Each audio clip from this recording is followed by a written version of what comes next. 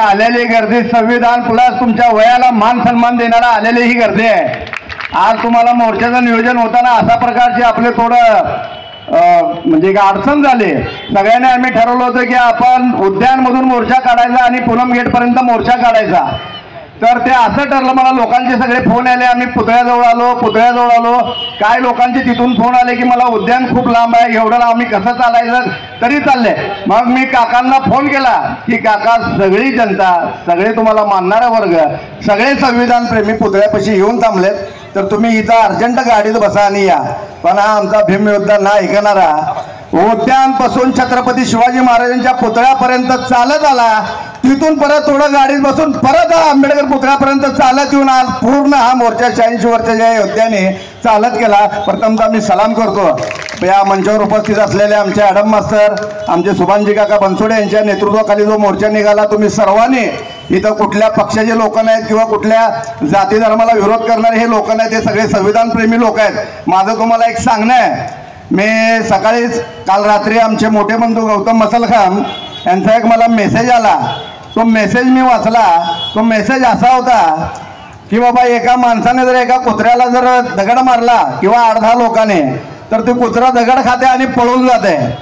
जर एकाच माणसानं जर मधमाशाला जर दगड मारला तर ती मधमाशा त्याचा फुकणा केल्याशिवाय राहत नाहीत। हेच माझं तुम्हाला सांगणं आहे की आपल्याला मधमाशा व्हायचेत। रस्त्यावर का उतरायचं आहे, आमचे जनार्दन मामा शिंदेंचा बी मला रात्री फोन आला, त्यांनीही सांगितलं की बाप्पा आपल्याला लोकाला पटवून दिलं पाहिजे, जोपर्यंत आपण रस्त्यावर उतरत नाही तोपर्यंत या सरकारला जाग येणार नाही। आणि डरपोक सरकार आहे। अहो 86 वर्षाचा माणूस नेतृत्व करायला मोर्चाचा, आणि त्याच्यासाठी यांची 15 दिवस फिल्डिंग चालली की मोर्चा बाद कसा करायचा आणि मोर्चा अडवायचा कसं काय, ह्या नेत्याला फोड त्या नेत्याला फोड। आज सकाळपासून तर यांची फोन अशी होती, अरे मोर्चा कॅन्सल झाला तुला माहित आहे का, अरे बापरे, ह्या गोष्टीची लाज वाटायला पाहिजे। तुम्ही ह्या मोर्चाला बंद पडण्याचं करता, तुम्ही स्वतःचं अस्तित्व संपदा ही लक्षात घ्या। सुभानजी काका बनसोडेला अडवणं सोपं नाही। हा असा भीमयोद्धा, त्यांचा मला सहज फोन आला, अरे रॉकी कुठं आहे, असं आपल्याला मोर्चा काढायचा आहे। म्हणलं काका आम्ही सगळे 8-10 जण गोव्याला चाललोय। कधी चालला, हे कोण काका, आम्ही निघालो ऑन द वे। अरे गाडी वळव। म्हणलं काका राहू दे, आम्ही उद्या परवा येणार। अरे तू गाडी वळव। आज आई काकांनी दम दिला म्हणताना आम्हाला वळवा लागते। आम्ही गाडी वळवली, आम्ही आलो। तर अशा प्रकारच्या ह्या मोर्चाचं नियोजन झालेलं काही लोकांना थोडं माहीत नव्हतं की हा मोर्चा कशाचा आहे, कसा आहे। ज्या वेळेस काकांनी सगळ्यांना बाईट दिली, सांगितलं, नियोजन केलं, तेव्हाही सगळ्या लोकांपर्यंत हा मेसेज पोचला। बंधूंनो, आपल्या देशामध्ये 7,500 जाती आहेत, किती तर हजारो भाषा आहेत आणि 29 का 30 राज्य आहेत, किती तर गावं, किती तर शहरं आहेत। 75 वर्षाखाली दिलेल्या बाबासाहेबांच्या संविधानाच्या एका छताखाली एवढे सगळेजण आपण राहतो। अहो आता सहज लग्न झालं तर भावाचं लग्न झालं तर वेगळे वेगळे राहतात। 6 महिन्यात तुझं घर वेगळं वगैरे, तू भाड्याची खोली बघ म्हणतात। तर 75 वर्ष बाबासाहेबांनी जे संविधान दिलं त्या छताखाली आपण सगळेजण राहतो, हे या सरकारला मान्य नाही। या सरकारने पैसे देऊ 2 वर्ष वकील लावले। अरे बघ जरा संविधान बदलता येते, 2 वर्ष त्या वकिलावर खर्च केला, वकिलाची फी दिली, वकिलाला अभ्यास करायला लावला। 2 वर्षानं वकील म्हणते साहेब ही संविधान बदलता येत नाही, चल बाहेर हो म्हणले त्याला।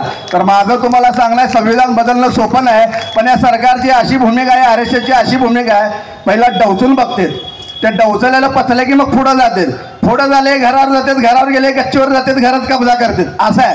त्याच्यामुळे ह्या पहिल्या डवचल्या वेळेस जी आहे तुम्ही सगळ्या संख्येनं आलात, मी प्रथमतः तुम्हाला मानाचा मुजरा करतो आणि सलाम करतो। ह्या सुभानजी काकाच्या बनसोडे काकांच्या नेतृत्वाखाली निघाल्या मोर्चाला तुम्ही सगळ्यांना संख्येनं आलात।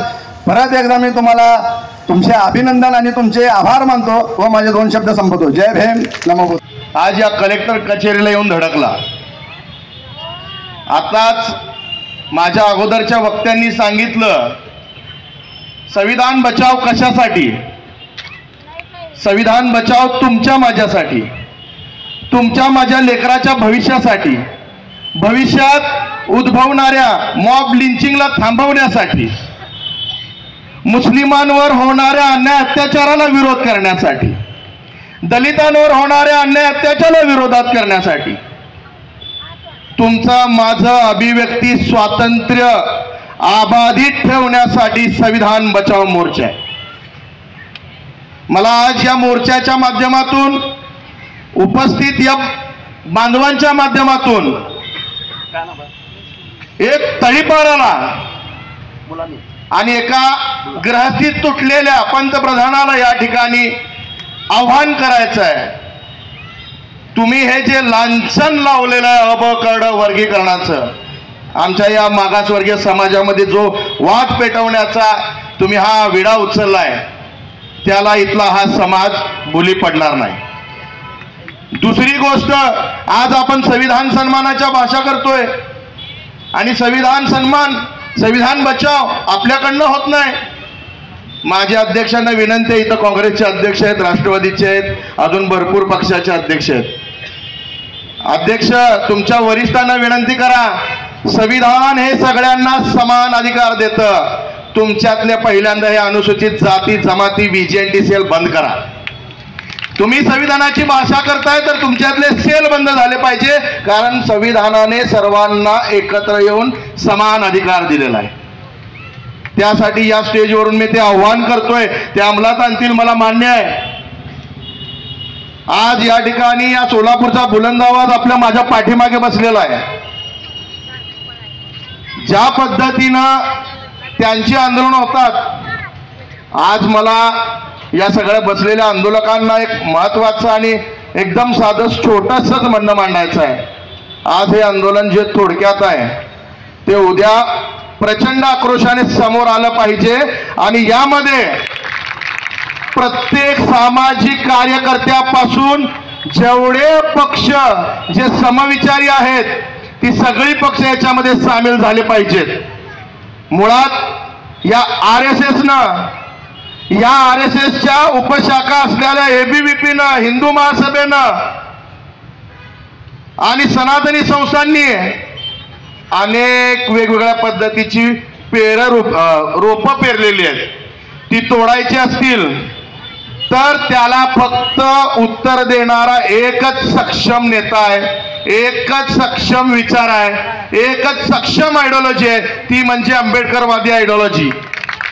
तुम्ही बघितलं असेल गेल्या काही दिवसामध्ये, आज ना भूतो ना भविष्यती कोणत्याच नेत्यानं, कोणत्याच पक्षानं या संघाच्या कार्यालयावर मोर्चा काढला नाही, परंतु संघाच्या कार्यालयावर मोर्चा काढणाऱ्या बाळासाहेब आंबेडकरांच्या सोबत आपण राहिलं पाहिजे. नक्कीच आपण राहणार. याच्या पुढे हे संघटन त्यांचंही नेतृत्व सामावून त्यांनाही सोबत घेऊन त्यांच्या नेतृत्वाला मानत पुढे जाणार, हे मला मान्य आहे आणि हे तुम्ही सगळेजण आत्मसात कराल एवढंच बोलतो. आणि पुन्हा एकदा म्हणतो, RSS वाल्यांनो, अभी तो ये झाकी है, पूरा पिक्चर अभी बाकी है. बहुत बढ़िया. जय भीम, जय महाराष्ट्र. धन्यवाद.